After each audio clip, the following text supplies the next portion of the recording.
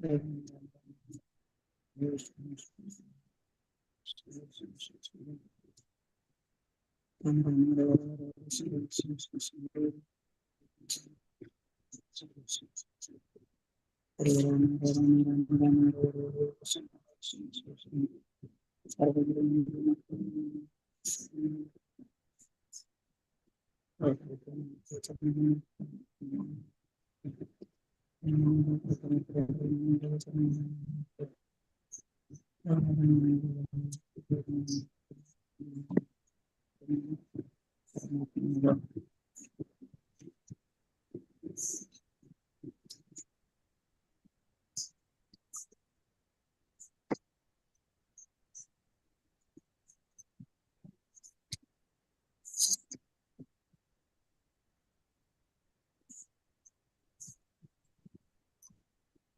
കൃഷ്ണ. എല്ലാവർക്കും എൻ്റെ പ്രണാമം.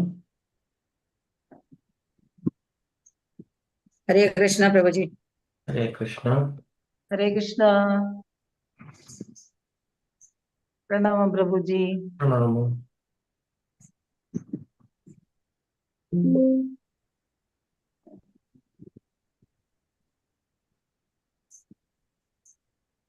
ഒരു പ്രണാമം. ഓം അജ്ഞാനാതിമിരാന്ധസ്യ ജ്ഞാനാഞ്ജനശലാകയാ ചക്ഷുരുന്മീലിതം യേന തസ്മൈ ശ്രീഗുരവേ നമഃ.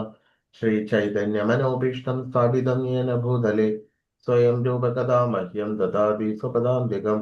വന്ദേഹം ശ്രീഗുരോ ശ്രീയുതപദകമലം ശ്രീഗുരുൻ വൈഷ്ണവാംശ ശ്രീരൂപം സാഗ്രജാതം സഗണരഘുനാഥാന്വിതം തം സജീവം സാദ്വൈതം സാവധൂതം പരിജനസഹിതം കൃഷ്ണചൈതന്യദേവം ശ്രീരാധാകൃഷ്ണപാദാൻ സഗണലളിത ശ്രീവിശാഖാന്വിതാംശ നമ. ഓം കൃഷ്ണപാദായ കൃഷ്ണപ്രേഷ്ഠായ ഭൂതലേ ശ്രീമതേ ഭക്തിവേദാന്ത സ്വാമിനെ ഇതി നാമിനെ. നമസ്തേ സാരസ്വതേ ദേവേ ഗൗരവാണി പ്രചാരിണേ നിർവിശേഷ ശൂന്യവാദി പാശ്ചാത്യദൈശതാരിണേ വാഞ്ചാകൽപതരുഭ്യശ്ച കൃപാ സിന്ധുഭ്യ ഏവ ച പതിതാനാം പാവനേഭ്യോ വൈഷ്ണവേഭ്യോ നമോ നമഃ.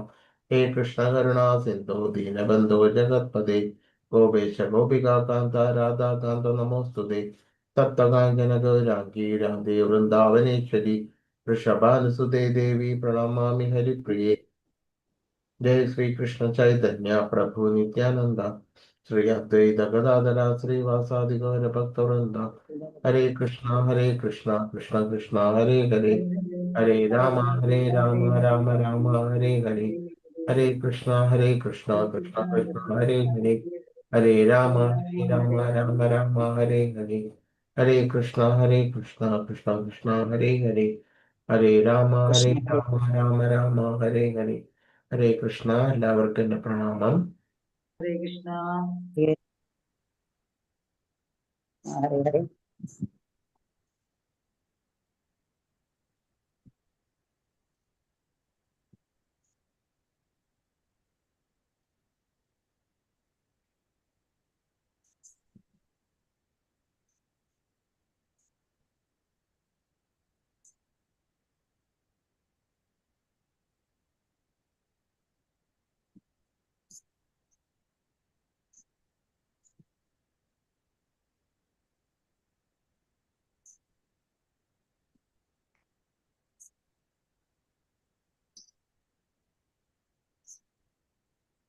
അപ്പോൾ 45. ഓക്കെ. 45ാമത്തെ ശ്ലോകം. സേ സേ കർമ്മണ്യഭിരത സംസിദ്ധിം ലഭതേ നര സ്വകർമ്മനിരത സിദ്ധിം യഥാ വിന്ദതി തച്ഛൃണു. സ്വാഭാവികങ്ങളായിട്ടുള്ള പ്രവർത്തികൾ ചെയ്തുകൊണ്ടിരുന്നാൽ മനുഷ്യന് പൂർണ്ണത നേടാം. എങ്ങനെയെന്ന് പറയാം, കേൾക്കൂ. അപ്പോൾ സ്വാഭാവികമായിട്ടുള്ള പ്രക്രിയ എന്ന് പറഞ്ഞാല്, പ്രവർത്തികൾ എന്ന് പറഞ്ഞാല്, ഒരുവൻ ബ്രാഹ്മണനോ ക്ഷത്രിയനോ ശൂദ്രനോ വൈശ്യനോ ആരോ ആകട്ടെ, ആരൊക്കെ തന്നെയായാലും അവർക്ക് പൂർണ്ണത നേടാം. ഏത് കർമ്മം ചെയ്തുകൊണ്ടിരുന്നാലും അവർക്ക് പൂർണ്ണത നേടാം എന്നാണ്. അത് എങ്ങനെയാണെന്ന് ഭഗവാൻ പറയുന്നതാണ് ഇനിയുള്ളത്.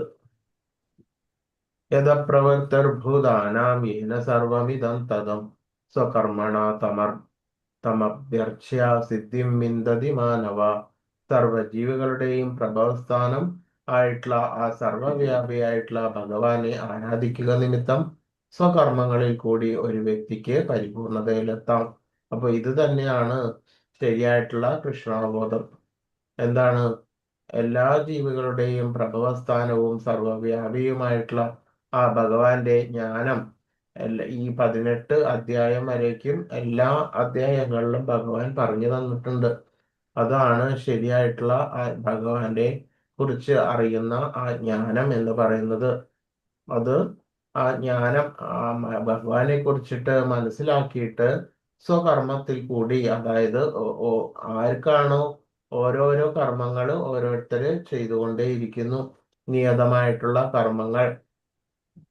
അത്തരത്തിൽ ഓരോ കർമ്മങ്ങൾ ചെയ്തുകൊണ്ടേയിരിക്കുന്ന വ്യക്തിക്ക് ആ കർമ്മം പൂർണ്ണമായിട്ടും ഭഗവാനിൽ സമർപ്പിച്ച് ജീവിക്കുന്നതിലൂടെ പരിപൂർണതയിൽ എത്താം എന്ന് പറയുന്നു.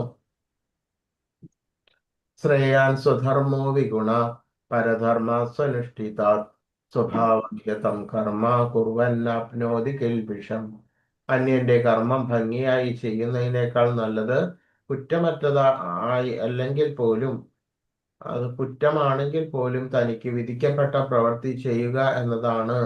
സ്വഭാവത്തിനനുസരിച്ച് നിർദ്ദിഷ്ടമായിട്ടുള്ള ആ കർമ്മത്തിൽ ഏർപ്പെടുന്നവർക്ക് പാപപ്രതികരണങ്ങളൊന്നും അനുഭവിക്കേണ്ടതായിട്ട് വരുന്നില്ല. അപ്പോൾ അവനവൻ ചെയ്യുന്ന കർമ്മങ്ങൾ ഓരോരുത്തരും അവനവന്റെ വാസന ഗുണം എന്നതിനനുസരിച്ചിട്ടാണ് ഓരോ കർത്തവ്യങ്ങൾ അഥവാ കർമ്മങ്ങൾ തിരഞ്ഞെടുക്കുന്നത്. ആ വാസനാ ബലത്തിനനുസരിച്ചിട്ടാണ് കർമ്മങ്ങളെല്ലാം ചെയ്യുന്നത്. അതുകൊണ്ട് തന്നെയും ഒരുവന് ലളിതമായിട്ട് തോന്നുന്ന കർമ്മം മറ്റ് വ്യക്തിക്ക് അത് വളരെ ബുദ്ധിമുട്ടായിട്ട് തോന്നും. അപ്പോ അതെന്തുകൊണ്ടാണ് അങ്ങനെ? ചിലവർക്ക് അത് ഒരു ജോലി എളുപ്പമായിട്ട് തോന്നും, ചിലവർക്ക് അത് എളുപ്പമല്ലാതെയും തോന്നും. ആൾക്ക് വേറെ ഏതെങ്കിലും ഒരു കർമ്മമായിരിക്കും എളുപ്പമായിട്ടുള്ളത്. അപ്പൊ അത് എന്തുകൊണ്ടാണ്? അത് അവനവന്റെ സഞ്ചിതമായിട്ടുള്ള ആ കർമ്മങ്ങളും ഗുണങ്ങളും വാസനാബലത്തിന്റെയും അടിസ്ഥാനത്തിലാണ് ഇത്തരത്തിലുള്ള ആ വേർതിരിവ് വരുന്നത്. അതുകൊണ്ട് തന്നെ നമ്മൾക്ക് ലളിതമായിട്ട് തോന്നുന്ന കർമ്മങ്ങൾ എന്താണോ അത് ചെയ്യുക എന്നതാണ്. അതല്ലാതെ മറ്റുള്ളവരെ അനുകരിക്കുവാൻ വേണ്ടിയിട്ട് ശ്രമിക്കരുത്. അതായത് മറ്റുള്ളവർ ശ്രേഷ്ഠത്വത്തിലേക്ക് ഉയരുന്നു, മറ്റുള്ളവർ നല്ല രീതിയിൽ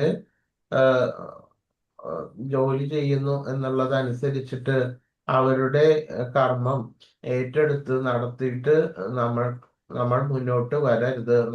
നമ്മൾ എന്ത് ചെയ്യണം? നമ്മൾക്ക് ലളിതമായിട്ട് നമുക്ക് ചെയ്യാൻ എളുപ്പമുള്ള കർമ്മം എന്താണോ അതാണ് നമ്മൾക്ക് വിധിക്കപ്പെട്ടിരിക്കുന്നത്. അപ്പോൾ ആ പ്രവൃത്തിയാണ് നമ്മൾ ചെയ്യേണ്ടത്. അപ്പോൾ നമ്മളുടെ സ്വഭാവത്തിനനുസരിച്ച് നിർദ്ദിഷ്ടമായിട്ടുള്ള ആ കർമ്മത്തിൽ ഏർപ്പെടുന്നവർക്ക് പാപപ്രതികരണങ്ങളൊന്നും ഏൽക്കേണ്ടതായിട്ട് വരുന്നില്ല. അപ്പോൾ അവനവന്റെ ധർമ്മം എന്താണെങ്കിലും അത് കുറ്റം കുറവുകൾ എന്തെങ്കിലും ഉണ്ടെങ്കിൽ പോലും അത് പരിഹരിച്ച് മുന്നോട്ട് പോവുക എന്നതാണ് ശരിയായിട്ടുള്ള മാർഗം. സഹജം കർമ്മ കൗന്ദേയ സദോഷമഭിനത്യജേത് സർവാരംഭാ ഹി ദോഷേണ ധൂമേനഗ്നിരിവാവൃത. ഹേ കൗന്ദേയ, അഗ്നി പുകയാൽ മൂടപ്പെട്ടിരിക്കുന്നത് പോലെ എല്ലാ ഉദ്യമങ്ങളും എന്തെങ്കിലും ദോഷത്താൽ മൂടപ്പെട്ടിരിക്കും. അതുകൊണ്ട് തന്നെ തനിക്ക് സ്വാഭാവികമായിട്ടുള്ള കർമ്മങ്ങൾ അത് ദോഷം നിറഞ്ഞതായാൽ പോലും ഉപേക്ഷിക്കാവുന്നതല്ല. അപ്പോൾ ഏതൊരു കർമ്മം, അത് എത്ര ഉത്കൃഷ്ട കർമ്മമായാലും ശരി, അതായത് ബ്രാഹ്മണ കർമ്മമാണെങ്കിലും ക്ഷത്രിയ കർമ്മമാണെങ്കിലും വൈശ്യ കർമ്മങ്ങളാണെങ്കിലും ശൂദ്ര കർമ്മങ്ങളാണെങ്കിലും എല്ലാം തന്നെ എല്ലാ തരത്തിലുള്ള കർമ്മങ്ങളും അഗ്നി പുകയാൽ മൂടപ്പെട്ടിരിക്കുന്ന പോലെ എല്ലാ കർമ്മങ്ങളുടെ ഉദ്യമവും ദോഷത്താൽ മൂടപ്പെട്ടിരിക്കും. തരത്തിലുള്ള കർമ്മങ്ങളിൽ പലതരത്തിലുള്ള അത് ചെയ്തുകൊണ്ടേയിരിക്കുമ്പോൾ പലതരത്തിലുള്ള സഹനങ്ങളോ മാനം അപമാനം സുഖം ദുഃഖം പലതരത്തിലുള്ള ഭോഗം ഭോഗേച്ഛയ്ക്കുള്ള പ്രവണത, ഇത്തരത്തിലുള്ള പല രീതികളും ഇത്തരത്തിലുള്ള കർമ്മം കർമ്മം ചെയ്യുന്ന വേളയിൽ ആ പല ദോഷങ്ങളും ഇത്തരത്തിലുള്ള കർമ്മങ്ങളിൽ ഉണ്ടായിരിക്കും.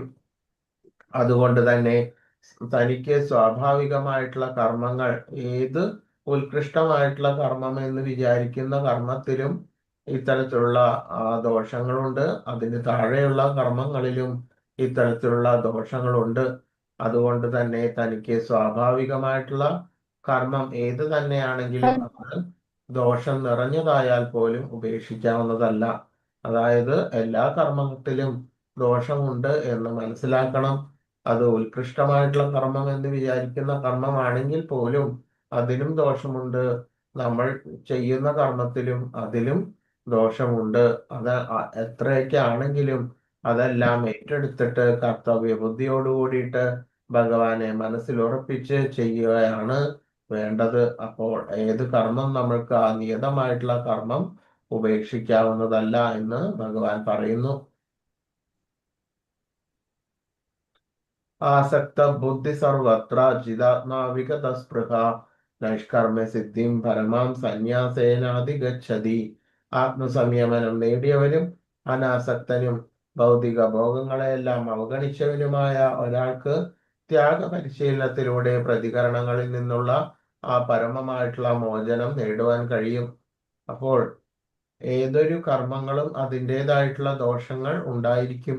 അഗ്നിയിൽ എങ്ങനെയാണ് പുക എന്ന പോലെയാണ് എല്ലാ കർമ്മങ്ങളിലും അത്തരത്തിലുള്ള ദോഷങ്ങൾ ഉള്ളടങ്ങിയിരിക്കുന്നത്. അതുകൊണ്ട് തന്നെയും നമ്മൾ അത് ചെയ്യുവാനായിട്ട് ഉദ്യമിക്കുമ്പോൾ കർമ്മത്തിനല്ല പ്രാധാന്യം, അതിനു പകരം ഏതു തരം കർമ്മമാണെങ്കിലും അത് ചെയ്യുവാൻ ഉദ്യമിക്കുന്ന ഒരാളുടെ മനോഭാവം എങ്ങനെയാണ് എന്നുള്ളതാണ് ഏറ്റവും പ്രാധാന്യമുള്ളത്. എങ്ങനെയെന്നാൽ അത് ചെയ്യുന്ന ഉദ്യമിക്കുന്ന ആൾ ആത്മസംയമനം നേടിയവനും അനാസക്തനും ഭൗതിക ഭോഗങ്ങളെയെല്ലാം അവഗണിച്ചവനുമായിട്ടുള്ള ഒരാൾക്ക് മാത്രമാണ് ആ ത്യാഗ പരിശീലനത്തിലൂടെ ആ പ്രതികരണങ്ങളിൽ നിന്ന് എല്ലാം തന്നെ പരമമോചനം നേടുവാൻ കഴിയുന്നത്. അപ്പോൾ ചില തരത്തിലുള്ള കർമ്മങ്ങൾ പലതരത്തിലുള്ള ആളുകളുടെ കൂട്ടായ്മ, പലതരത്തിലുള്ള ആളുകൾ സംബന്ധിച്ചിട്ട് പലതരത്തിലുള്ള ദോഷങ്ങൾ അത്തരത്തിലുള്ള കർമ്മങ്ങളിൽ നിന്ന് വരാവുന്നതാണ്. അതുകൊണ്ടാണ് ആത്മസംയമനം നേടിയവനും അനാസക്തനും ഭൗതിക സുഖഭോഗങ്ങൾ അവഗണിച്ചവനുമായ ഒരാൾക്ക് ത്യാഗ പരിശീലനത്തിലൂടെ ആ പ്രതികരണങ്ങളിൽ നിന്നുള്ള ആ പരമമായിട്ടുള്ള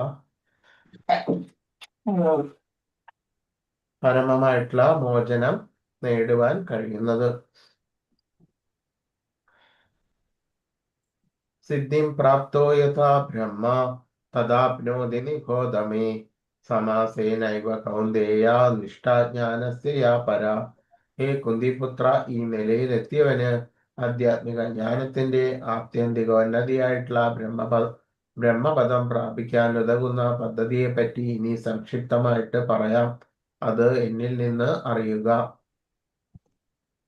അപ്പോൾ ഈ നിലയിൽ തന്നെ മുന്നോട്ട് പോവുകയാണെങ്കിൽ നിയതമായിട്ടുള്ള കർമ്മങ്ങൾ, ശരിയായിട്ടുള്ള കർത്തവ്യ നിർവഹണം അനാസക്തിയോടുകൂടിയിട്ട് ചെയ്ത് കർത്തവ്യബോധത്തോടുകൂടിയും ചെയ്ത് മുന്നോട്ട് പോകുമ്പോൾ എങ്ങനെയാണ് ബ്രഹ്മപദം പ്രാപിക്കാൻ ഉതകുന്ന ഈ പദ്ധതി എങ്ങനെയാണെന്ന് സംക്ഷിപ്തമായിട്ട് പറയാമെന്ന് പറയുന്നു. ബുദ്ധ്യാ വിശുദ്ധയാ യുക്താ ധൃത്യാത്മാനം നിയമ്യ ച ശബ്ദാദീൻ വിഷയാസ് ത്യക്ത്വാ രാഗദ്വേഷൗ വ്യദസ്യ ച വിഭക്തസേവീ ലഘ്വാശി യദ്വാ കായമാനസ ധ്യാനയോഗപരോ നിത്യം വൈരാഗ്യം സമുപാശ്രിത. അഹങ്കാരം ഫലം ദർപ്പം കാമം ക്രോധം പരിഗ്രഹം വിമുച്യ നിർമ്മമശാന്തോ ബ്രഹ്മഭൂയായ കൽപ്പതേ. 51 മുതൽ 53 വരെയുള്ള ആ ശ്ലോകമാണത്. എന്തൊക്കെയാണ്? തന്റെ ബുദ്ധിയാൽ ശുദ്ധീകരിക്കപ്പെട്ട് സ്ഥിരനിശ്ചയനായി മനസ്സിനെ നിയന്ത്രിച്ചും ഭോഗവിഷയങ്ങളെ ത്യജിച്ചും രാഗദ്വേഷങ്ങൾ തീണ്ടാതെയും വിജന സ്ഥലത്ത് താമസിച്ച് ഭക്ഷണം നന്നേ ചുരുക്കി ശരീരം, മനസ്സ്, വാക്ക് ഇവയെ കീഴടക്കി ധ്യാനയോഗം അനുഷ്ഠിക്കുന്നയാൾ വിരക്തനായും മിഥ്യാഹങ്കാരം, ബലത്തെ കുറിച്ചിട്ടുള്ള മതം, മിഥ്യാഭിമാനം, കാമം, ക്രോധം, ഭൗതിക ദ്രവ്യങ്ങളിൽ ആഗ്രഹം എന്നീ ദോഷങ്ങളിൽ ഒഴിഞ്ഞും തെറ്റായ അതിശുദ്ധ ബോധമില്ലാതെയും ശാന്തനായി തീർന്നിട്ട് നിശ്ചയമായും ആത്മസാക്ഷാത്കാരം നേടിയെടുക്കുന്നു. അപ്പോൾ ആ ഭഗവാൻ ആ ധ്യാന യോഗത്തെ കുറിച്ചിട്ടാണ് ഇതില് പറയുന്നത്. അപ്പോൾ ആ ശരിയാവണ്ണം അതിൻ്റെതായിട്ടുള്ള ആ രീതിയിൽ വിജന സ്ഥലത്ത് എന്ന് ഉദ്ദേശിക്കുന്നത് ആ ലൗകികമായിട്ടുള്ള ആ ബന്ധങ്ങളിലെല്ലാം ഉപേക്ഷിച്ചും കൊണ്ട് ഒരാള്, അതായത് 4 ആശ്രമങ്ങളുണ്ട്, അതില് സന്യാസ ആശ്രമത്തിനെ കുറിച്ചിട്ടാണ് ഇതിൽ പറയുന്നത്. അപ്പോൾ ധ്യാനയോഗത്തിൽ താല്പര്യമുള്ള ഒരു വ്യക്തി ഇതെല്ലാം പലതരത്തിലുള്ള ആ കർമ്മങ്ങൾ എല്ലാം തന്നെ അനുഷ്ഠിക്കുമ്പോഴും ആ ഭോഗവിഷയങ്ങളെല്ലാം ത്യജിച്ചും രാഗദ്വേഷങ്ങൾ എല്ലാം തീണ്ടാതെയും ആ വിജന സ്ഥലത്ത് താമസിച്ച് ഭക്ഷണം ചുരുക്കി ശരീരം, മനസ്സ്, വാക്ക് ഇവയെ കീഴടക്കി ധ്യാനയോഗം അനുഷ്ഠിക്കുന്ന ആ വിരക്തനായും വിദ്യാഹങ്കാരം, ബലത്തെ കുറിച്ചിട്ടുള്ള മതം, അതായത് എല്ലാ തരത്തിലുള്ള ആ ശാരീരിക ആ ഭോഗവാഞ്ച, അവനവന്റെ ശക്തിയിലുള്ള വിശ്വാസം, ഇങ്ങനെയുള്ളതെല്ലാം തന്നെ ത്യജിച്ചിട്ട് അഭിമാനം, കാമം, ക്രോധം, മറ്റ് ഭൗതിക ദ്രവ്യങ്ങളിൽ ആഗ്രഹം എന്നിവയെല്ലാം തന്നെ ആഗ്രഹങ്ങളെല്ലാം ത്യജിച്ചിട്ട് ശാന്തനായി തീർന്നിട്ട് ആ ഭഗവാന് പൂർണ്ണമായും സമർപ്പിച്ചിട്ട് ആത്മസാക്ഷാത്കാരം നേടിയെടുക്കുന്നു. ഇതൊരു ധ്യാന യോഗത്തെ കുറിച്ചിട്ടാണ് ഭഗവാൻ ഇതിൽ പറയുന്നത്. അപ്പോൾ ആ ശരിയായിട്ടുള്ള ഒരു ഭക്തൻ എങ്ങനെയാണെന്നാൽ 4 യമനിയമങ്ങളും ശരിയായിട്ട് എന്താ അനുഷ്ഠിച്ചിട്ട് അതോടൊപ്പം തന്നെ ആ ഭക്ത സംസർഗത്തിൽ ആ നവവിധ ഭക്തിയിൽ ഏർപ്പെട്ടും കൊണ്ടും ഇത്തരത്തിൽ ഉള്ള ഒരവസ്ഥയിലേക്ക് എത്തിച്ചേരാവുന്നതാണ്.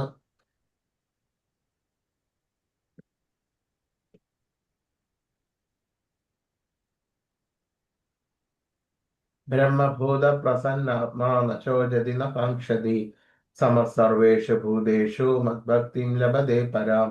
ഈ ആധ്യാത്മിക അവസ്ഥയിൽ എത്തിച്ചേർന്നവൻ പരബ്രഹ്മ സാക്ഷാത്കാരം സിദ്ധിച്ച് പരമാനന്ദം അനുഭവിക്കുന്നു. അയാൾക്ക് ദുഃഖമില്ല, ആഗ്രഹവുമില്ല, സർവഭൂതങ്ങളിലും സമഭാവനയാണ് അയാൾക്കുള്ളത്. ഈ നിലയിൽ അയാൾ വിശുദ്ധ ഭക്തിയോട് കൂടിയിട്ട് എന്റെ സേവനത്തിൽ മുഴുകുന്നു. അപ്പോൾ ആ ശരിയായിട്ടുള്ള ഒരു ബ്രഹ്മപദത്തിൽ എത്തുവാൻ വേണ്ടിയിട്ട് ഒരു യോഗി ആ സർവ പദാർത്ഥങ്ങളിൽ നിന്നും മനസ്സിനെ നിവർത്തിച്ചിട്ട് ആ ഭഗവാനെ തന്നെ, ആ പരമാത്മാവിനെ തന്നെ, ആ ആ ബ്രഹ്മ പദത്തിലേക്ക് തന്നെ, ബ്രഹ്മത്തെ തന്നെ മനസ്സ് ഊന്നിക്കൊണ്ട് അത്തരത്തിലുള്ള യോഗി ആ ബ്രഹ്മാനന്ദം അഥവാ പരമാനന്ദം അനുഭവിക്കുന്നു. അയാൾക്ക് ദുഃഖവുമില്ല, ആഗ്രഹവുമില്ല, സർവഭൂതങ്ങളിലും സമഭാവനയാണ് ഉള്ളത്. ഈ നിലയിൽ അയാൾ വിശുദ്ധ ഭക്തിയോട് കൂടിയിട്ട് ആ ഭഗവാന്റെ സേവനത്തിൽ മുഴുകുന്നു. ഭക്ത്യാ മാമഭിജാനാതി യാവാൻ യശ്ചാസ്മി തത്വദാ തതോ മാം തത്വദോ ജ്ഞാത്വാ വിശദേ തദനന്തരം. ഭക്തിയുടെ സേവനം കൊണ്ട് മാത്രമേ ഞാനാണ് പരമദിവ്യോത്തമ പുരുഷൻ എന്ന സത്യം അറിയാൻ കഴിയുള്ളൂ. ആ ഭക്തി കൊണ്ട് തന്നെ എന്നെ കുറിച്ച് പൂർണ്ണബോധം നേടുന്നവർക്ക് അയാൾക്ക് ആ ദൈവ സാമ്രാജ്യത്തിൽ പ്രവേശിക്കാൻ കഴിയും. അപ്പോൾ ഇപ്പോൾ ഭഗവാൻ പറയുന്നത് ആ ഭക്തി യോഗത്തെ കുറിച്ചിട്ടാണ്. ആ ശരിയായിട്ടുള്ള ആ ഭഗവാന്റെ സേവനം, ആ ഭക്തിയുടെ സേവനം കൊണ്ട് മാത്രമേ ഭക്തി കൊണ്ട് മാത്രമേ ആ ഭഗവാനെ കുറിച്ചിട്ട് അറിയുവാൻ സാധിക്കുകയുള്ളൂ. അതല്ലാതെ വെറുതെ ഉള്ള ആ പാണ്ഡിത്യങ്ങൾ കൊണ്ടും വേദവൈദിക ജ്ഞാനം കൊണ്ടും ഒന്നും തന്നെ ഭഗവാനെ അറിയാൻ കഴിയുന്നില്ല. അപ്പോൾ ഭക്തി കൊണ്ട് മാത്രമേ ഭഗവാനെ അറിയുവാൻ കഴിയുള്ളൂ. ആ ഭക്തി കൊണ്ട് തന്നെ ആ ഭഗവാനെ കുറിച്ചിട്ട് പരിപൂർണ ബോധം നേടുവാൻ കഴിയുന്നു. അങ്ങനെ അയാൾക്ക് ആ ഭഗവത് പദം പ്രവേശിക്കുവാൻ സാധിക്കുന്നു. സർവകർമാണ്യപി സദാ കുർവണോ മദ്വ്യപാശ്രയ തത്പ്രസാദാത്മവാപ്നോതി ശാശ്വതം പദമവ്യയം. ഏതു തരം പ്രവർത്തികളിൽ ഏർപ്പെട്ടിരുന്നാലും എന്നെ മാത്രം ആശ്രയിക്കുന്ന എന്റെ വിശുദ്ധ ഭക്തൻ എന്റെ കാരുണ്യത്താലും സംരക്ഷണത്താലും അനശ്വരവും ശാശ്വതമായിട്ടുള്ള എന്റെ ധാമം പ്രാപിക്കും. അപ്പോൾ ഏത് തരത്തിലുള്ള പ്രവൃത്തികൾ, അത് വലിപ്പച്ചെറുപ്പമോ മറ്റ് ഉത്കൃഷ്ടത, അധമ പ്രവൃത്തി അങ്ങനെയുള്ളതൊന്നും തന്നെ ഇല്ല. ഏത് തരത്തിലുള്ള നിയതമായിട്ടുള്ള പ്രവൃത്തി, ആ വികർമ്മം ഒഴിച്ചിട്ട് ഏത് തരത്തിലുള്ള നിയത പ്രവൃത്തികൾ എല്ലാം ഫലോദിഷ്ട കർമ്മങ്ങളായി ആയാലും വിഹിത നിയതമായിട്ടുള്ള കർമ്മങ്ങളായിരുന്നാലും ഏതൊക്കെ പ്രവൃത്തികളിൽ ഏർപ്പെട്ടിരുന്നാലും ആ ഭഗവാനെ മാത്രം ആശ്രയിച്ച ആ ഭഗവാന്റെ ഭക്തൻ ആ ഭഗവാന്റെ കാരുണ്യത്താലും സംരക്ഷണത്താലും അനശ്വരമായിട്ടും ശാശ്വതമായിട്ടുള്ള ആ ഭഗവാന്റെ ധാമം പ്രാപിക്കുന്നു. ചേതസ സർവകർമാണി മയി സന്യസ്യ മത്പര ബുദ്ധിയോഗമുപാശ്രിത്യ മച്ചിത്ത സതതം ഭവ.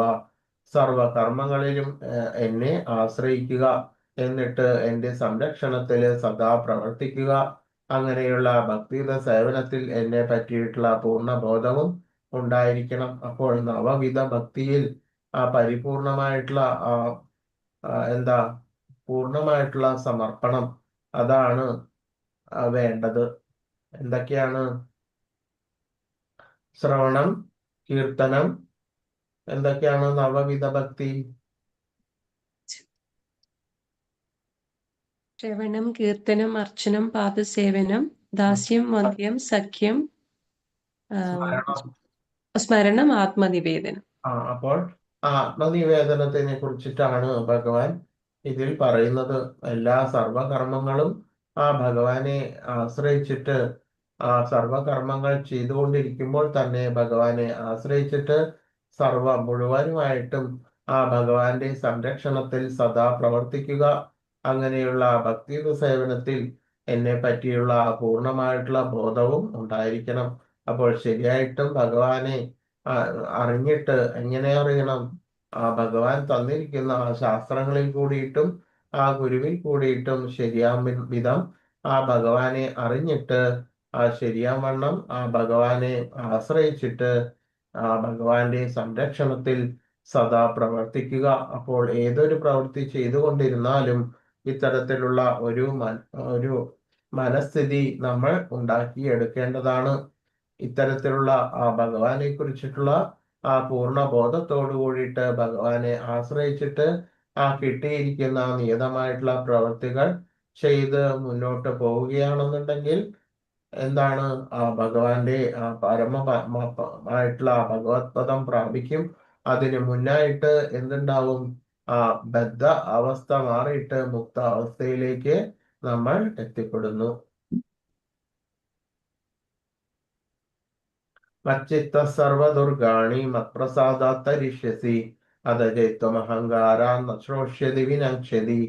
എന്നെ കുറിച്ച് ബോധവാനായിരുന്നാൽ നിനക്ക് എന്റെ പ്രസാദം കൊണ്ട് തന്നെ ബദ്ധജീവിതത്തിന്റെ സകല ക്ലേശങ്ങളിലും അതിജീവിക്കുവാൻ കഴിയും. ആ ബോധത്തോടെ പ്രവർത്തിക്കാതെ മിഥ്യാഹങ്കാരം കൊണ്ട് എന്റെ അഭിബന്ധം അനുസരിക്കാതെ പോയാലാകട്ടെ നാശമാണ് ഫലം. അപ്പോൾ നമ്മൾ എന്തൊരു പ്രവൃത്തി ചെയ്യുമ്പോഴും എപ്പോഴും ഏത് സ്ഥലത്തും ഏത് സ്ഥിതിയിലും എവിടെയും ഭഗവാനെ സ്മരിച്ചും കൊണ്ടാണ് ഇരിക്കേണ്ടത്. അങ്ങനെ ആ ശ്രദ്ധയോടുകൂടിയിട്ട് ഈ കാലം മുഴുവനും കഴിക്കേണ്ടതുണ്ട്. അതുകൊണ്ട് തന്നെ എല്ലാ പ്രവൃത്തികളും കർമ്മങ്ങളും ഏത് അവസ്ഥയിലും ഏത് രീതിയിലാണെങ്കിലും ഭഗവാനെ സ്മരിച്ചും ജപിച്ചും കീർത്തിച്ചും മുന്നോട്ട് പോകേണ്ടതാണ്. അതല്ല ശ്രദ്ധയില്ലാതെ തോന്നിയ പോലെ ജീവിക്കുകയാണെങ്കിൽ, അതായത് ആ ഭഗവാന്റെ ജ്ഞാനവോ ശ്രദ്ധയോ ഭക്തിയോ ഒന്നും ഇല്ലെങ്കിൽ അങ്ങനെയുള്ള ഭൗതികമായിട്ടുള്ള ആളുകൾക്ക് എന്താണ് സംഭവിക്കുന്നത്? പകരം അവരുടെ മനസ്സില് എപ്പോഴാണോ ആ ഭഗവാനിൽ നിന്നുള്ള ആ വിസ്മരണം, ആ ഭഗവാനെ സ്മൃതി ഒഴിവാക്കുകയാണെങ്കിൽ പിന്നെ എന്താണ് ഉണ്ടാവുക? ഓട്ടോമാറ്റിക്കായിട്ട് മിഥ്യാഹങ്കാരം, കാമം, ദർപ്പം, മറ്റുള്ള ദുർഗുണങ്ങളെല്ലാം തന്നെ ഈ മനസ്സിൽ വന്നിട്ട് നിറയുകയാണ് ചെയ്യുന്നത്. അതുകൊണ്ടാണ് നമ്മൾ ജീവിതം മരണം വരേക്കും വളരെ ശ്രദ്ധയോടുകൂടിയിട്ട് ജീവിക്കേണ്ടത് ആവശ്യമാണ്. ഏത് രീതിയിലുള്ള ശ്രദ്ധയാണ്? ആ ഭഗവാന്റെ ശരിയായിട്ടുള്ള ജ്ഞാനവും ആ ശരിയായിട്ടുള്ള സർവസമർപ്പണ ബുദ്ധിയോടുകൂടിയിട്ടും ആണ് അതായത് കർത്തവ്യ ബോധത്തോടു കൂടിയിട്ടും ആ നിസ്സംഗത്തോടു കൂടിയിട്ടും ആണ് ജീവിക്കേണ്ടത്. അതല്ലാതെ ആ മിഥ്യാഹങ്കാരം കൊണ്ട് ഭഗവാന്റെ അഭിമതം അനുസരിക്കാതെ പോയാലാകട്ടെ നാശമാണ് ഫലം. എങ്ങനത്തെ നാശാണ്? ആ ജീവചക്രങ്ങളിൽ പിന്നീടും പിന്നീടും ജനിച്ച് പിന്നീടും അത്തരത്തിലുള്ള ചാക്രികമായിട്ടുള്ള ആ ജീവചക്രത്തിൽപ്പെട്ട് ഉഴന്ന് പിന്നീട് ജീവിക്കുക, മരിക്കുക, ജീവിക്കുക, ഈ ഒരവസ്ഥയിൽപ്പെട്ട് ഉഴലുന്നതായിട്ട് കാണുന്നു. യദഹങ്കാരമാശ്രിത്യ നയോസ്യ ഇതി മന്യസേ മിഥ്യേഷ വ്യവസായസ്തേ പ്രകൃതിസ്ത്വാം നിയോക്ഷ്യതി. എന്റെ നിർദ്ദേശത്തെ അനുസരിക്കുന്നില്ലെങ്കിൽ, യുദ്ധം ചെയ്യുന്നില്ലെങ്കിൽ നീ വഴിപിഴച്ച് പോകും. മാത്രമല്ല നിന്റെ സ്വഭാവ പ്രകൃതി കൊണ്ട് നീ യുദ്ധത്തിൽ ഏർപ്പെടുക തന്നെ വേണം. അപ്പോൾ ഒരു മനുഷ്യന് ആ നിയതമായിട്ടുള്ള കർമ്മങ്ങൾ ചെയ്യുവാൻ സാധിക്കില്ലെങ്കിൽ പിന്നെ എന്താണ് സാധിക്കുക എന്നതാണ്. അപ്പോൾ ഒരുവന്റെ ആ കർമ്മം ചെയ്തില്ലെങ്കിൽ പിന്നെ എന്ത് ചെയ്ത് ജീവിക്കും എന്നുള്ളതാണ് ഉള്ള ആ പ്രവൃത്തി അയാളുടെ വാസന കൊണ്ട് ഉണ്ടായിട്ടുള്ളതാണ്. അപ്പോൾ അത് ഒരിക്കലും ഉപേക്ഷിക്കരുത്. ആ നിയത കർമ്മങ്ങൾ ഒരിക്കലും ഉപേക്ഷിക്കരുത് എന്നതാണ് ശരിയായിട്ടുള്ള തത്വം. അപ്പോൾ അർജുനൻ എന്ന് പറയുന്നത് ഒരു ക്ഷത്രിയനാണ്. അപ്പോൾ ആ ക്ഷാത്രകർമ്മത്തിനാണ് ഇപ്പോൾ അർജുനൻ വിയോജിപ്പ് പ്രകടിപ്പിക്കുന്നത്. എന്തെന്നാൽ ആ അർജുനന്റെ ബന്ധുക്കളും ഗുരുതുല്യരായവരും മറ്റ് പിതാമഹനും എല്ലാം തന്നെ ആ യുദ്ധത്തിലുണ്ട് എന്നുള്ളത് കൊണ്ട് ഇത്തരത്തിലുള്ള അർജുനൻ ആ ക്ഷാത്രധർമ്മം അവഗണിക്കുകയാണ് ചെയ്യുന്നത്.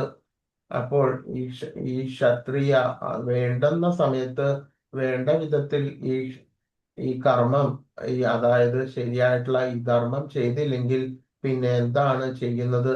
അപ്പോൾ അത് നീ വഴി പിഴച്ച് പോകുന്നു. അതുകൊണ്ട് തന്നെ പിന്നെയും അർജുനന് ഈ ജീവിതത്തിൽ വീണ്ടും എതിരിടേണ്ടി വരുന്നത്, അതായത് വീണ്ടും ചെയ്യേണ്ടി വരുന്നതും ഈ ക്ഷാത്രകർമ്മം തന്നെയാണ്. അതല്ലാതെ വേറെ ഒരു കർമ്മവും അർജുനന് ചെയ്യാൻ വേണ്ടിയിട്ട് പറ്റില്ല. എന്തെന്നാൽ അർജുനന്റെ ദൈവിക ഗുണങ്ങളോട് കൂടിയിട്ട് പിറന്ന അർജുനനാണെങ്കിൽ പോലും അദ്ദേഹത്തിന്റെ ശരിയായിട്ടുള്ള ധർമ്മം എന്നത് ക്ഷാത്രകർമ്മമാണ്. അതുകൊണ്ട് പിന്നെയും ഉള്ള ആ ജീവിത സാഹചര്യങ്ങളിൽ ഇത്തരത്തിലുള്ള ആ ക്ഷാത്രകർമ്മം ചെയ്തിട്ടാണ് ജീവിക്കുവാൻ അർജുനന് സാധിക്കുന്നത്. അതുകൊണ്ട് തന്നെ ആ വേണ്ടുന്ന സമയത്ത് ആ വേണ്ടുന്ന ആ ക്ഷാത്രകർമ്മം, ആ നിയതകർമ്മം നിറവേറ്റുക എന്നത് മാത്രമാണ് അർജുനന്റെ കർത്തവ്യം. അതുപോലെ തന്നെയാണ് നമ്മളുടെയും ഗതി. ഏത് തരത്തിലുള്ള കർമ്മമാണെങ്കിലും നമ്മൾ ആ കർത്തവ്യ ബോധത്തോടു കൂടിയിട്ടും ആ നിസ്സംഗ ഭാവത്തോടു കൂടിയിട്ടും അതിൻ്റെ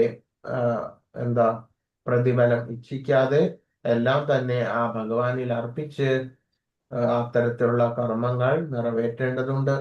നിന്റെ സ്വഭാവം, അതായത് ആ അർജുനന്റെ സ്വഭാവം, പ്രകൃതി, ഇതെല്ലാം തന്നെ വച്ചിട്ട് പറയുകയാണ് കൃഷ്ണൻ, ഈ യുദ്ധത്തിൽ ഏർപ്പെടുക തന്നെ വേണം. സ്വഭാവജേന കൗന്ദേയ നിബദ്ധസേന കർമ്മണ കർത്തും നേച്ഛസി യന്മോഹാത് കരിഷ്യസവശോഭിതത്. അല്ലയോ പാർത്ഥ, വ്യാമോഹം കൊണ്ട് നീ ഇപ്പോൾ എന്റെ ആജ്ഞ നിറവേറ്റാൻ മടിക്കുന്നു. എന്നാൽ സ്വാഭാവികമായിട്ടുള്ള കർമ്മത്തിന്റെ പ്രേരണയ്ക്ക് വഴങ്ങി അനിഷ്ടമായി തോന്നുന്ന അതേ കർമ്മം നിനക്ക് ചെയ്യേണ്ടതായിട്ട് വരുന്നു. അപ്പോൾ ഈ വ്യാമോഹം കൊണ്ടാണ് ഇത്തരത്തിലുള്ള ആ ശരിയായിട്ടുള്ള ധർമ്മം ചെയ്യുവാൻ വേണ്ടിയിട്ട് അർജുനൻ മടിക്കുന്നത്. എന്നാൽ ആ സ്വാഭാവികമായിട്ടുള്ള കർമ്മത്തിന്റെ പ്രേരണയ്ക്ക് വഴങ്ങി അതേ കർമ്മം തന്നെ പിന്നെയും ചെയ്യേണ്ടതായിട്ട് വരും. പിന്നെയും അർജുനന് ചെയ്യേണ്ടതായിട്ട് വരുന്ന കർമ്മം ക്ഷാത്രകർമ്മം തന്നെയാണ്. അതുകൊണ്ട് തന്നെ ആ നിയതമായിട്ടുള്ള ആ കർമ്മം ശരിയായിട്ട് അനുഷ്ഠിക്കുവാൻ ഭഗവാൻ അർജുനനോട് പറയുകയാണ്. ഈശ്വര സർവഭൂതാനാം ഹൃദ്ദേശോ ജുന തിഷ്ഠതി ഭ്രാമയൻ സർവഭൂതാനി യന്ത്രാരൂഢാനി മായയ. അർജുന, പരമപുരുഷൻ എല്ലാവരുടെയും ഹൃദയത്തിൽ കുടികൊള്ളുകയും ഭൗതിക ശക്തിയാൽ നിർമ്മിതമായിട്ടുള്ള യന്ത്രത്തിൽ എന്ന പോലെ സ്ഥിതി ചെയ്യുന്ന ആ ജീവാത്മാക്കളുടെ ഭ്രമണത്തെ നിയന്ത്രിക്കുകയും ചെയ്യുന്നു.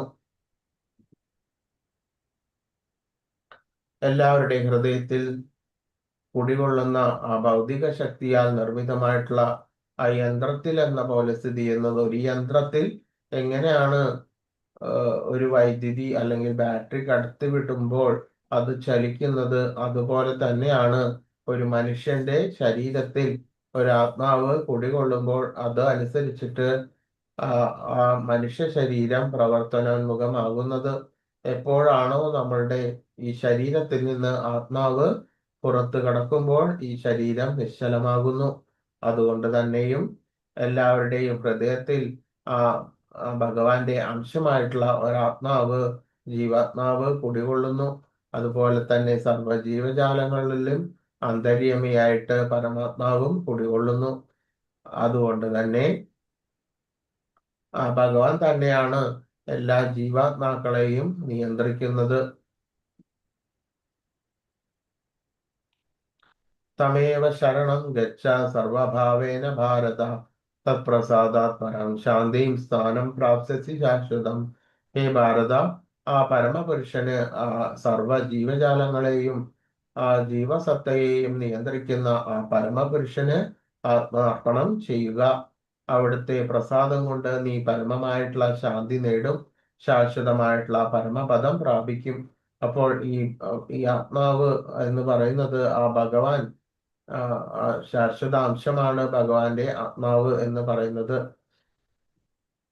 ഇതെല്ലാം തന്നെ ആധ്യാത്മികമായിട്ടുള്ള തത്വമായതുകൊണ്ട് തന്നെ ആ പ്രകൃതി ഇതിലേക്ക് ബന്ധപ്പെടുന്നില്ല. അതായത് ആ പരമാത്മാവിനായിട്ട് ഭഗവാനോടായിട്ട് ചെയ്യുന്ന കർമ്മങ്ങൾ ഒന്നും തന്നെ ഈ പ്രകൃതിയിൽ ഉള്ളതല്ല, മറിച്ച് ആധ്യാത്മികമാണ്. അതുകൊണ്ടാണ് ഇത്തരത്തിലുള്ള ഭഗവാന് അർപ്പിച്ച് ചെയ്യുന്ന എല്ലാ പ്രവൃത്തികളും ആധ്യാത്മികവും അതീന്ദ്രിയവും ആയിട്ട് വരുന്നത്.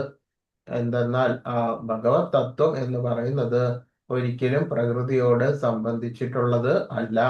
അതുകൊണ്ട് ആ പരമപുരുഷന് ആത്മാർപ്പണം ചെയ്യൂ. അവിടുത്തെ പ്രസാദം കൊണ്ട് നീ പരമമായിട്ടുള്ള ശാന്തി നേടും. അപ്പോൾ ഭഗവാന് അർപ്പിക്കാതെ ഇരിക്കുന്ന അത്തരത്തിലുള്ള പ്രവൃത്തികളെല്ലാം തന്നെ ആ പ്രകൃതിക്ക് അനുയോജ്യമായ, ആ പ്രകൃതിക്ക് താഴെ വരുന്നതും ആ ഭഗവാന് വേണ്ടിയിട്ട് സമർപ്പിക്കുന്നതും ആ ഭഗവാന് പ്രീതികരങ്ങളായിട്ടുള്ള ചെയ്യുന്ന പ്രവൃത്തികളും എല്ലാം തന്നെ ആധ്യാത്മികമായിട്ടും ആയിട്ട് അറിയപ്പെടുന്നു.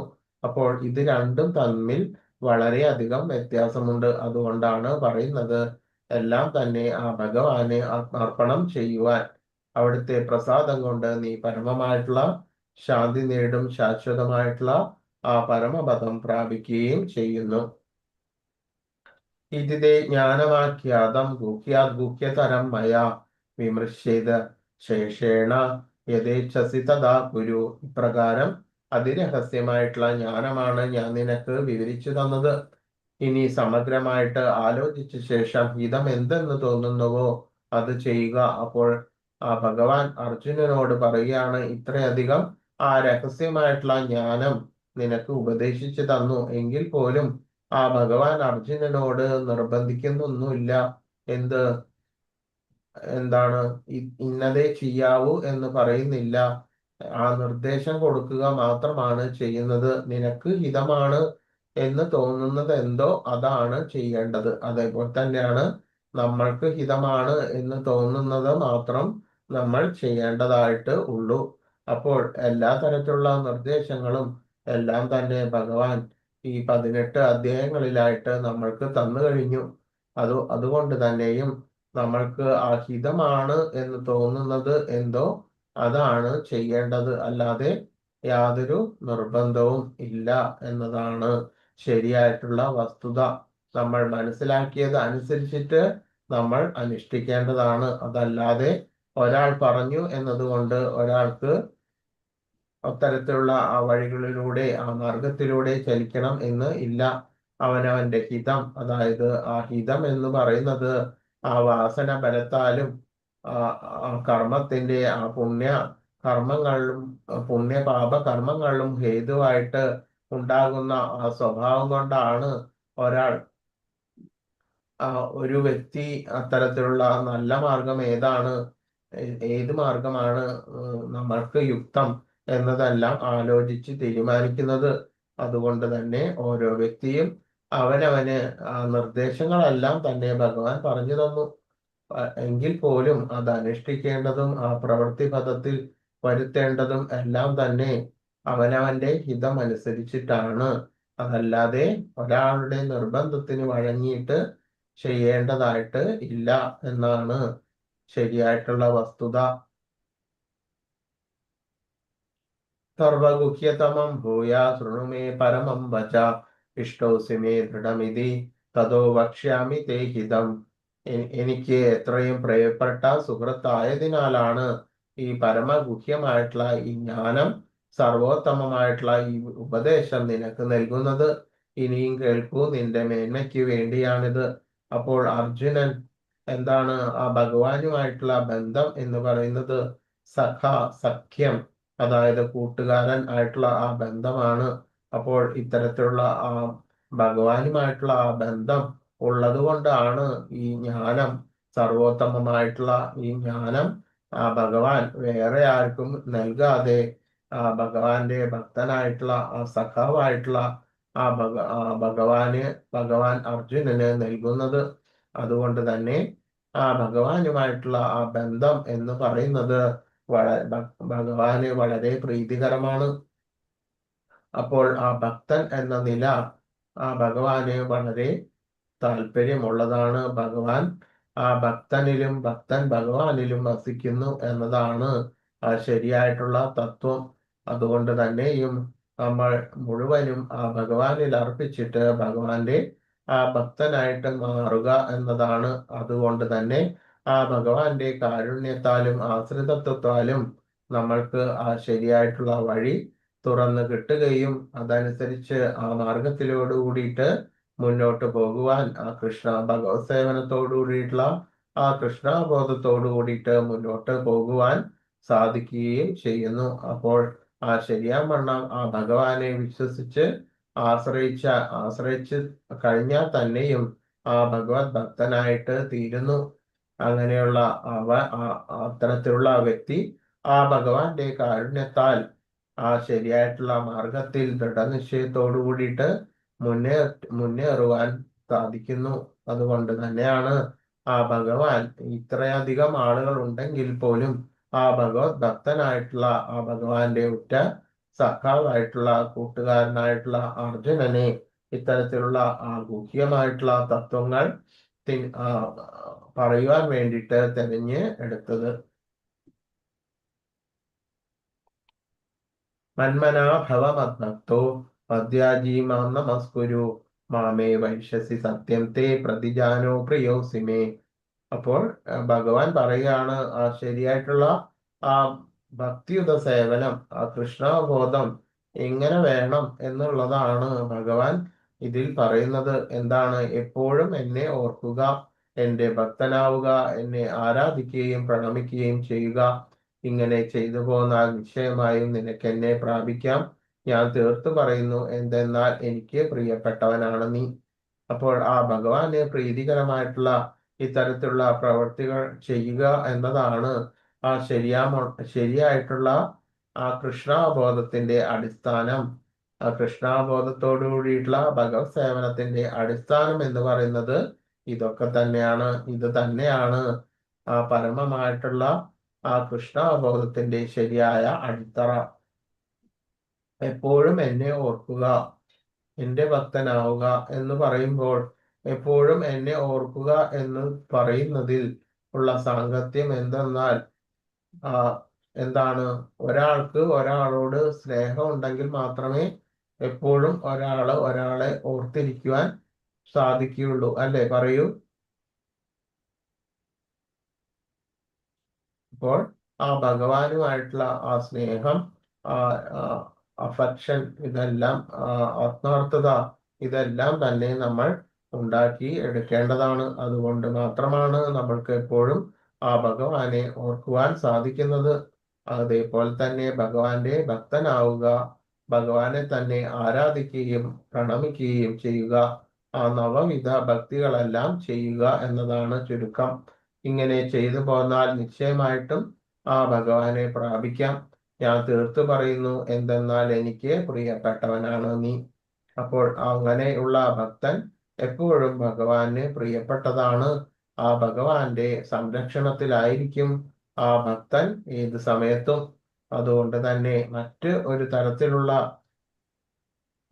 വിഷമങ്ങളൊന്നും തന്നെ അധികം തന്നെ ഇല്ലാതെ, അതായത് ഒരു സമചിത്തതാ ഭാവം ആ ഭക്തന് കൈവരുന്നു. മുൻപ് ചെയ്തിട്ടുള്ള സർവ പാപകർമ്മങ്ങളുടെയും ആ ഫലം, ആ പലതരത്തിലുള്ള കാലുഷ്യങ്ങൾ എല്ലാം ഉണ്ട്. അതിൻ്റെ ഫലങ്ങളെല്ലാം ഒരു ഭക്തനായതുകൊണ്ട്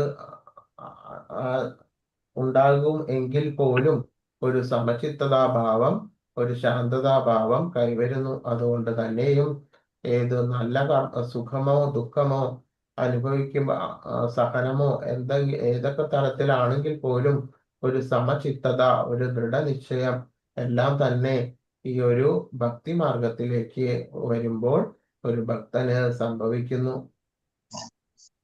അതല്ലാതെ പൂർണ്ണമായിട്ടും ഒരു ഭക്തന് സുഖം ഈ പ്രകൃതിയിൽ, അതായത് ഈ ഭൂമിയിൽ പൂർണ്ണമായിട്ടും ഒരാൾക്ക് സുഖം തന്നെ എന്നുള്ള അവസ്ഥ ഇല്ല. സുഖം, ദുഃഖം, മാനം, അപമാനം, എല്ലാ തരത്തിലുള്ള അവസ്ഥകളെല്ലാം തന്നെ, അതായത് അതിഭൂതം, അതിദൈവികം, ആധ്യാത്മികം, ഇത്തരത്തിലുള്ള ത്രിവിധ ക്ലേശങ്ങളെല്ലാം തന്നെ മാറിക്കൊണ്ടേ ഇരിക്കുന്നു ഒരു മനുഷ്യന്.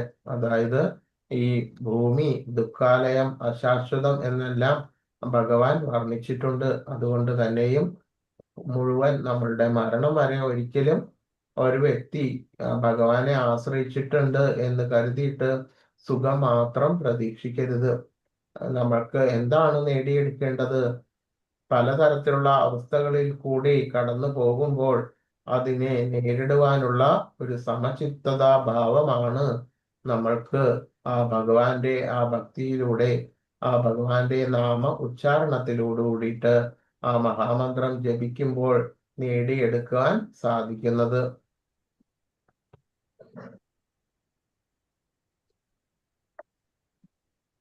സർവധർമാൻ പരിത്യജ്യ മാമേക ശരണം വ്രജ അഹം ത്വാം സർവപാപേഭ്യോ മോക്ഷയിഷ്യാമി മാ ശുച. സർവധർമ്മങ്ങളെയും ത്യജിച്ച് എന്നെ ശരണം നേടുക, ഞാൻ നിന്റെ സകല പാപ പ്രതികരണങ്ങളിൽ നിന്നും മോചിപ്പിക്കാൻ ഭയപ്പെടേണ്ട.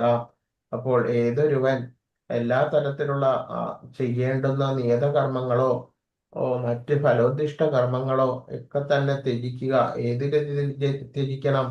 മാനസികമായിട്ടും ഭൗതികമായിട്ടും രണ്ട് വിധത്തിലും ത്യജിച്ച് പരിപൂർണമായിട്ടും ആ സർവധർമ്മങ്ങളെയും എല്ലാ കർമ്മങ്ങളെയും ത്യജിച്ചിട്ട് ആ ഭഗവാനിൽ തന്നെ ശരണം പ്രാപിക്കുകയാണെങ്കിൽ ആ ഭഗവാൻ സർവ പാപപ്രാതികൾ, അതിൽ നിന്നുണ്ടാകുന്ന എല്ലാ തരത്തിലുള്ള പാപ പ്രതികരണങ്ങളിൽ നിന്നും ഭഗവാൻ അവരെ മോചിപ്പിക്കുന്നു, ഭയപ്പെടേണ്ട എന്ന് പറയുന്നു. എങ്ങനെയെന്നാൽ ഒരു ഗൃഹസ്ഥൻ, അതായത് ഏതൊരു ഗൃഹസ്ഥ ധർമ്മമാണെങ്കിലും ഒരു ബ്രഹ്മചാരി ആണെങ്കിൽ അവർ ചെയ്യേണ്ടതായിട്ടുള്ള ധർമ്മങ്ങളുണ്ട്. അതുമാതിരി വാനപ്രസ്ഥം, അതുമാതിരി സന്യാസം, ഈ 4 ആശ്രമങ്ങളിൽ കൂടി ചരിക്കുന്ന ഒരു വ്യക്തി അവരവരുടെ നിറവേറ്റേണ്ടുന്ന പലതരത്തിലുള്ള കർമ്മങ്ങളും ധർമ്മങ്ങളും എല്ലാം തന്നെ ഉണ്ട്. അത്തരത്തിലുള്ള കർമ്മങ്ങൾ ചെയ്തില്ലെങ്കിൽ കൂടിയിട്ടും മുഴുവൻ സമയവും ഭഗവാനെ സർവധർമ്മങ്ങളും എല്ലാം തന്നെ ത്യജിച്ച് ഭഗവാനിൽ ശരണം പ്രാപിക്കുകയാണെങ്കിൽ ഇത്തരത്തിലുള്ള പാപ പ്രതികരണങ്ങളിൽ നിന്നെല്ലാം ഭഗവാൻ അവരെ മോചിപ്പിക്കുന്നു. ഇതം തേ നാതപസ്കായ നാഭക്തായ കഥാചന നാച ശുശ്രൂഷവേ വാച്യം നക്ഷമായോഭ്യസൂയതി. തപസ്സോ ഭക്തിയോ ഇല്ലാത്തവർക്കും ഭക്തി സേവന കർമ്മത്തിൽ ഏർപ്പെടാത്തവർക്കും എന്നെ അസൂയ ഉള്ളവർക്കും രഹസ്യമായിട്ടുള്ള ഈ ജ്ഞാനം ഉപദേശിക്കരുത് എന്ന് ഭഗവാൻ പറയുന്നു.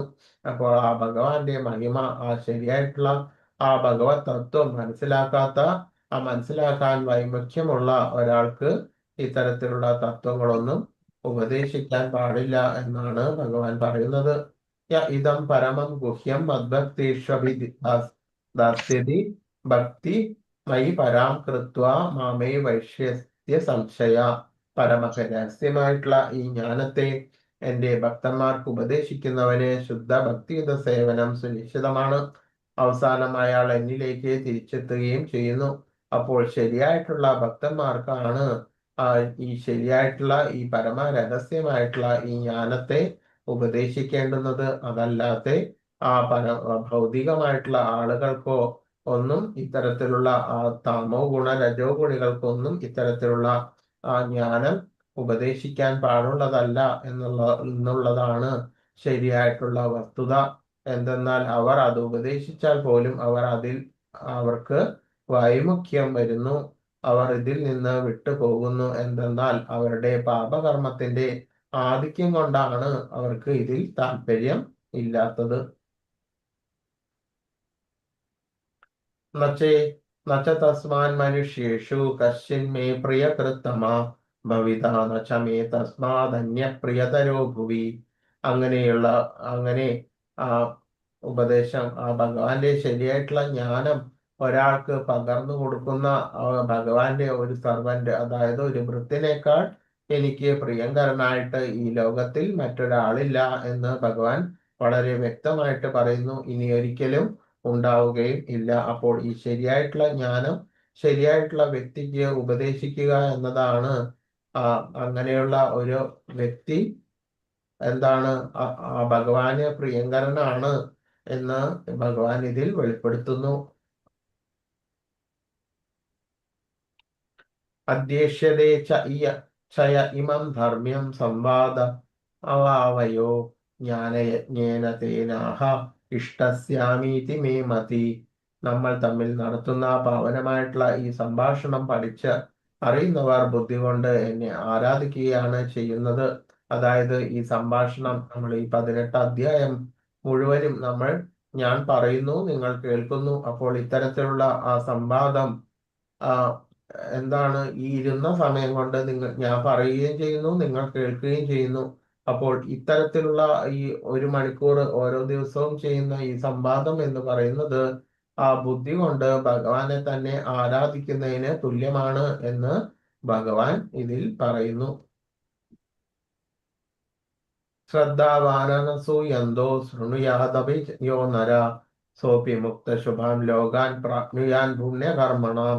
അസൂയ തീണ്ടാതെയും വിശ്വാസത്തോടുകൂടിയും ഇത് ശ്രദ്ധിക്കുന്നവൻ പാപപ്രതികരണങ്ങളിൽ നിന്ന് മുക്തനായി പുണ്യാത്മാക്കൾ വാഴുന്ന ശുഭങ്ങളായിട്ടുള്ള ലോകങ്ങളിൽ എത്തുന്നു. അപ്പോൾ ശരിയായിട്ടുള്ള ആ ഭഗവാന്റെ മഹിമ, ആ ഭഗവാന്റെ ശരിയായിട്ടുള്ള അറിവ് എല്ലാം മനസ്സിലായിട്ട് ഭഗവാനെ വിശ്വസിച്ച് ആശ്രയിച്ചിട്ട് സ്വജീവിതത്തിൽ ഇത്തരത്തിലുള്ള ഭക്തിയുത സേവനം അനുഷ്ഠിച്ച് മുന്നോട്ട് പോകുന്നവൻ എല്ലാ പാപപ്രതികരണങ്ങളിൽ നിന്നും മുക്തനായിട്ട് ആ പുണ്യാത്മാക്കൾ വാഴുന്ന ഉത്കൃഷ്ട ലോകങ്ങളിലെല്ലാം എത്തുന്നു.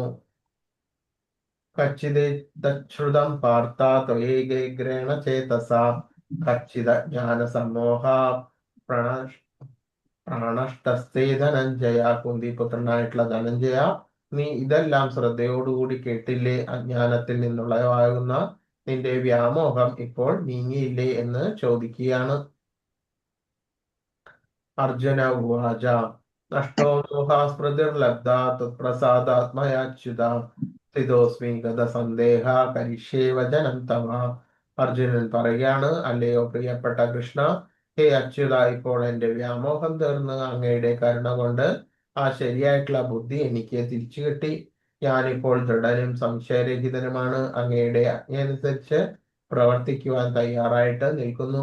അപ്പോൾ ആ ഭഗവാന്റെ ഉപദേശത്താൽ ഭഗവാന്റെ നിർദ്ദേശങ്ങളെല്ലാം സ്വീകരിച്ചു എന്നതാണ് അർജുനൻ ഇപ്പോൾ ഉള്ള അവസ്ഥ. അപ്പോൾ ഭഗവാന്റെ ഉപദേശങ്ങളും നിർദ്ദേശങ്ങളും എല്ലാം സ്വീകരിച്ചിട്ട് അർജുനന്റെ വ്യാമോഹങ്ങളെല്ലാം തീർന്നിരിക്കുന്നു. അങ്ങനെ ആ ദൃഢചിത്തനായിട്ടും സംശയരഹിതനുമായിട്ടുള്ള അർജുനൻ ആ യുദ്ധോന്മുഖനായിട്ടുള്ള നിൽക്കുന്ന ആ രംഗമാണ് ഇതിൽ കാണുന്നത്. സഞ്ജയ ഉവാച ഇത്യേഹം വാസുദേവസ്യ പാർത്ഥസ്യ ച മഹാത്മന സംവാദമിമ ശ്രൗഷ്മ അദ്ഭുതം രോമഹർഷണം. സഞ്ജയൻ പറയുന്നു, ഇപ്രകാരം മഹാത്മാക്കളായിട്ടുള്ള കൃഷ്ണാർജുനന്മാർ തമ്മിൽ നടത്തുന്ന ഈ സംഭാഷണം ഞാൻ കേട്ടു. അത്ഭുതകരമായിട്ടുള്ള ഈ സന്ദേശം എന്നെ കോൾമയിൽ കൊള്ളിക്കുന്നു. അപ്പോൾ ഇതെല്ലാം ആര് കേൾക്കുന്നുണ്ട്? സഞ്ജയൻ കേൾക്കുന്നുണ്ട്. ഈ സംഭാഷണം എല്ലാം ശ്രവിക്കുന്നുണ്ട്. അപ്പോൾ ഇതെല്ലാം കേട്ടിട്ട് സഞ്ജയന് അത്ഭുതകരമായിട്ടുള്ള ഈ സന്ദേശം എപ്പോഴും ആ സഞ്ജയനെ കോൾമയിൽ കൊള്ളിക്കുന്നു എന്ന് ആരോടാണ് പറയുന്നത്? ധൃതരാഷ്ട്രരോട് പറയുകയാണ്. വ്യാസ പ്രസാദാശ്രുതാവാനേ തത്ഗുഹ്യമഹം പരം യോഗം യോഗേശ്വര കൃഷ്ണ സാക്ഷാത് കഥയത സ്വയം. ആയ കൃഷ്ണൻ തന്നെ അർജുനന് പരമരഹസ്യമായിട്ടുള്ള ഈ യോഗം ഉപദേശിച്ചത് വ്യാസദേവന്റെ അനുഗ്രഹത്താൽ എനിക്കും നേരിട്ട് കേൾക്കാൻ ഇടവന്നു. അപ്പോൾ ആ വ്യാസദേവന്റെ അനുഗ്രഹത്താൽ ആ സഞ്ജയനും ഇത്തരത്തിലുള്ള ആ യുദ്ധമുഖത്ത് നടക്കുന്ന എല്ലാ തരത്തിലുള്ള പ്രവർത്തികളും അതിനോടൊപ്പം തന്നെ ഈ പരമഗുഹ്യമായിട്ടുള്ള ആ ജ്ഞാനം ഭഗവാനിൽ നിന്ന് കേൾക്കുവാൻ ഇടവന്നു. അർജുനന് കേൾക്കുന്ന പോലെ തന്നെ ആ ഗുഹ്യമായിട്ടുള്ള ജ്ഞാനവും സഞ്ജയന് നേരിട്ട് കേൾക്കുവാൻ ഇടവന്നിരിക്കുന്നു. രാജൻ സംസ്മൃത്യ സംവാദം ഇമമദ്ഭുതം കേശവാർജുനയോ പുണ്യം ഹൃഷ്യാമി ച മുഹുർമുഹുർ. കൃഷ്ണാർജുനന്മാരുടെ അത്ഭുതകരമായിട്ടുള്ള ഈ പുണ്യ സംവാദം വീണ്ടും വീണ്ടും ഓർത്തോർത്ത് ഞാൻ നിമിഷം ആനന്ദ പുളകിതനാകുന്നു രാജാവേ എന്ന് സഞ്ജയൻ ധൃതരാഷ്ട്രരോട് പറയുകയാണ്. അപ്പോൾ ഈ ഉപദേശങ്ങളെല്ലാം ജ്ഞാനം എല്ലാം ശ്രവിച്ചിട്ട് സഞ്ജയൻ ആ കോൾമയിൽ കൊള്ളുന്നു, ആനന്ദം പുളകിതനാകുന്നു എന്ന് ആ ധൃതരാഷ്ട്രനോട് പറയുകയാണ്. തച്ച സംസ്മൃത്യ രൂപമത്യദ്ഭുതം ഹരേ വിസ്മയോ മേ മഹാൻ രാജൻ ഹൃഷ്യാമി ച പുനഃ.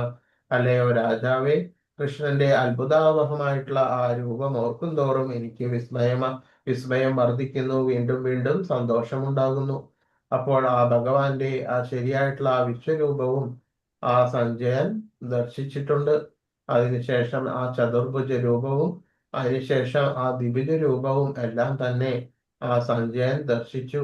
അതോടൊപ്പം തന്നെ ആ ഈ പരമഗുഹ്യമായിട്ടുള്ള ഈ ജ്ഞാനവും ലഭിച്ചതോടു കൂടിയിട്ട് സഞ്ജയൻ വീണ്ടും വീണ്ടും അതോർത്തോർത്ത് സന്തോഷിക്കുകയാണ്. എത്ര യോഗേശ്വര കൃഷ്ണോ തത്ര പാർത്ഥോ ധനുർധര തത്ര ശ്രീ വിജയം ഭൂത് ധ്രുവാനീ ധർമ്മധർമ്മമ. എവിടെ യോഗേശ്വരനായിട്ടുള്ള കൃഷ്ണനുണ്ടോ, എവിടെ വില്ലാളി വീരനായിട്ടുള്ള അർജുനനുണ്ടോ, അവിടെയാണ് ഐശ്വര്യവും വിജയവും അസാധാരണ ശക്തിയും നീതിയും ഉള്ളത് എന്നതാണ് അഭിപ്രായം. ഇപ്പൊ എവിടെയെല്ലാം ആ ഭഗവാനെ സ്മരിച്ചും കൊണ്ടും എവിടെയൊക്കെ നമ്മൾ ഏതൊരു പ്രവൃത്തി ചെയ്യുമ്പോഴും നമ്മൾ ആ ഭഗവാനെ സ്മരിച്ചുകൊണ്ടും ആ ഭഗവാനാണ് മാർഗദർശിയായിട്ട് നമ്മൾക്കുള്ളത് എന്ന് മനസ്സിലാക്കിയിട്ട് അത്തരത്തിലുള്ള പ്രവൃത്തികളെല്ലാം ചെയ്യുന്നുണ്ടെങ്കിൽ ആ അസാധാരണമായിട്ടുള്ള ശക്തിയും നീതിയും വിജയവും എല്ലാം തന്നെ അവിടെ സംഭവിക്കുന്നു. ഹരേ കൃഷ്ണ. അങ്ങനെ 18 അധ്യായവും കഴിഞ്ഞു.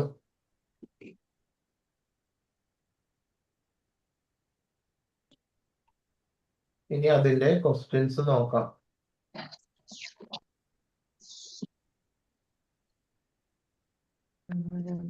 ഹരേ ഹരേ ഹരേ കൃഷ്ണ ഹരേ കൃഷ്ണ കൃഷ്ണ കൃഷ്ണ ഹരേ ഹരേ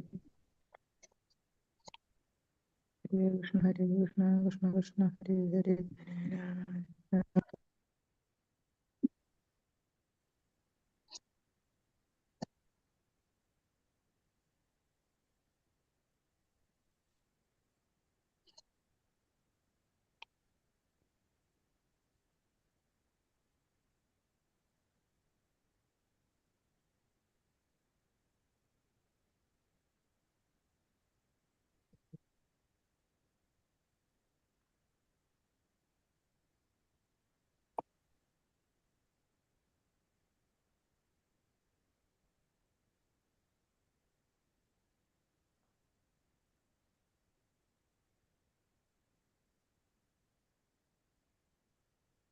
ക്വസ്റ്റ്യൻസ് കണ്ടില്ല എല്ലാവരും? കണ്ടു പ്രഭുജി. ഹരേ കൃഷ്ണ. ചെയ്തോളൂ, ആൻസർ ചെയ്തോളൂ. സന്യാസം, ത്യാഗം എന്നിവ എന്തിനാണെന്നാണ് ഭഗവാൻ പറയുന്നത്? ഭൗതിക സുഖങ്ങൾക്ക് വേണ്ടിയുള്ള കർമ്മങ്ങളെ ഉപേക്ഷിക്കുന്നതാണ് സന്യാസം. സർവകർമ്മങ്ങളുടെയും ഫലങ്ങളെ ഉപേക്ഷിക്കുന്നതിനെയാണ് ത്യാഗം എന്ന് പറയുന്നത്. ശരി. ശ്ലോകം 5 എന്താണ് പറയുന്നത്? ബുക്കില്ലാത്തവരും ബുക്ക് നോക്കിക്കോളൂ, കുഴപ്പമില്ല. 5 എപ്പോഴും എന്നെ തന്നെ ഓർക്കുക, എന്റെ ഭക്തനാവുക, എന്നെ ആരാധിക്കുകയും പ്രണമിക്കുകയും ചെയ്യുക. ഇങ്ങനെ ചെയ്തു പോന്നാൽ നിശ്ചയമായും നിനക്ക് എന്നെ പ്രാപിക്കാം. ഞാൻ തീർത്ത് പറയുന്നു, എന്തെന്നാൽ എനിക്ക് പ്രിയപ്പെട്ടവനാണ് നീ. ഇതാണ് 5. ശ്ലോകം 5. അതെ. പ്രഭുജി ഇതല്ലേ യജ്ഞം, ദാനം, തപസ് അതെ. എന്നീ കർമ്മങ്ങൾ ഉപേക്ഷിക്കേണ്ടവയല്ല? ശ്ലോകം 5 പറയുന്നത് യജ്ഞദാന തപകർമ്മ അതെ സോറി പ്രഭു, മാറിപ്പോയി. യജ്ഞോദാനം തപസ് എന്നീ കർമ്മങ്ങൾ തപശ്ചൈവ. ഉപേക്ഷിക്കേണ്ടവയല്ല, അവ അനുഷ്ഠിക്കപ്പെടണം. അതെ, മഹാത്മാക്കളെ പോലും വിശുദ്ധീകരിക്കുന്നവയാണ് ഇപ്പൊ 3. അതെ. ഓക്കെ, സോറി, തെറ്റിപ്പോയി പ്രഭു. ഓക്കെ. ഹരേ കൃഷ്ണ. എങ്ങനെയാണ് യജ്ഞങ്ങൾ ചെയ്യേണ്ടത്?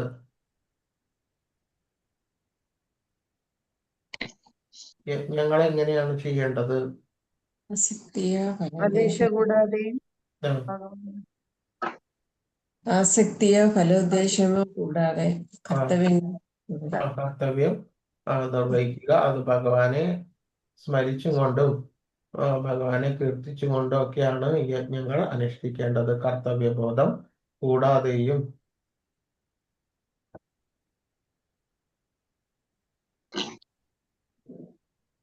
സാത്വികമായിട്ടുള്ള ബുദ്ധി എന്നാൽ എന്താണ്?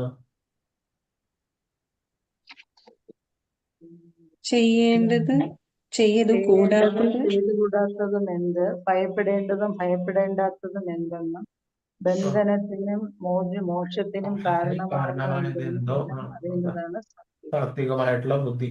അങ്ങനെ ഒരു വിശകലനാത്മകമായിട്ടുള്ള ഒരു ബുദ്ധി നമ്മൾ ഓരോരുത്തരും ഉണ്ടാക്കേണ്ടതാണ്. അത്തരത്തിലുള്ള തോന്നിയ പടി അല്ല ഒരു പ്രവൃത്തി ചെയ്യേണ്ടത്.